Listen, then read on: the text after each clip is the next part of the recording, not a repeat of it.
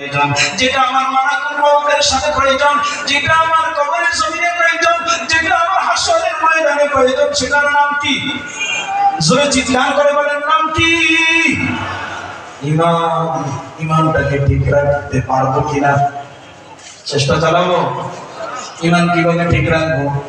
আমি তো মসজিদে নামাজ আদায় করি, কিন্তু আমার সন্তানকে নামাজের তাগিদ দেই না।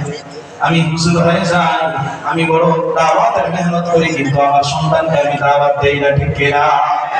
আমি কত কিছু করি, কিন্তু আমার সন্তানকে, আমি তাহাজ্জুদের নামাজ পড়ি, আমার সন্তান মোবাইল টিপতেছে, এটাও মানা করি না। সন্তান মোবাইলের মধ্যে গুনাহ করতেছে, মানা করি না। আমি বড় দিনদার, কিন্তু স্ত্রীকে পর্দায় রাখতে পারি না। আমি আমার দিন অনুযায়ী আমি জান্নাতে যাইতে চাই, আমি সন্তানকেও জান্নাতে নিতে চাই না, স্ত্রীকেও জান্নাতে নিতে চাই না, ঠিক কিনা? কিন্তু যদি লোকজন জিজ্ঞেস করে, কিনে ভাই নামাজ ছেড়ে দিয়েছে কেন? ওই ভাই সন্তানের জন্য, সন্তানের ভবিষ্যৎ করার জন্য নামাজ ছেড়ে দিয়েছে, ঠিক কিনা? আছে না? এ ভাই, আমি প্রায় সময় লাশকে সামনে রেখা বলে, আমি প্রায় সময় লাশকে সামনে রেখা বলে দেই, এই জমিনের ঘর বিল্ডিং সাজানোর জিম্মাদারি আমার একা না, ঠিক কিনা? এই জমিনের ঘর সাজানোর জিম্মাদারি আমার একা না। আমি সাজাইতে না পারলে আমার পরবর্তী জেনারেশন সাজাবে, আমি সাজাই, আমার পরবর্তী আমার সন্তান সাজাইতে না পারলে তার সন্তান সাজাবে, সে সাজাইতে না পারলে পরবর্তী প্রজন্ম সাজাবে, কিন্তু আমার একা জিম্মাদারি না। কিন্তু এ ভাই, এ আল্লাহর গোলাম, আমার কবরের ঘরটা কিন্তু সাজানোর জিম্মাদারি আমার একা। জোরে বলেন, ঠিক কিনা? কেউ সাজায় দিবে না রে ভাই।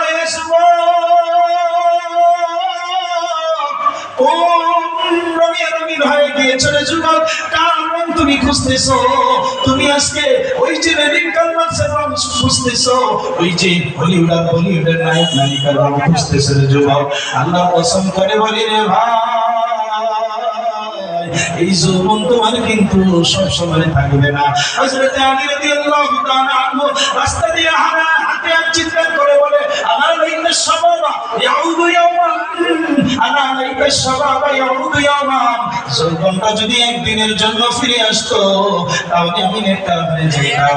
আজকে তোমার যৌবন আছে ভাই, তোমাকে যে যার যেখানে যাও সবাই তোমাকে সম্মান করে, তোমাকে ইজ্জত করে, তোমাকে সবাই ভালোবাসে, মুহাব্বত করে, যার ঘরে যাও সে তোমাকে বসতে দেয়, সে তোমার সামনে চা পেশ করে, সে তোমার সামনে নাস্তা পেশ করে।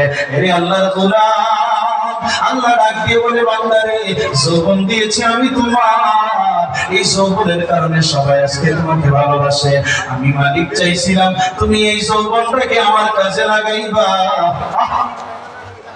এ গোলাম, আমি চাইছিলাম এই যৌবনটাকে তুমি সিজদায় গিয়ে কাটাইবা, আমি চাইছিলাম এই যৌবনটাকে তুমি তেলাওয়াতের মধ্যে কাটাইবা। আল্লাহু আকবার বলেন। आयशा अशरत के लिए दुनिया नहीं, आयशा अशरत के लिए इंसान नहीं, याद रख तू बंदा है मेहमान ही, याद रख तू बंदा है मेहमान ही। कैसा कैसा ताजदारा रानिया शाहजादी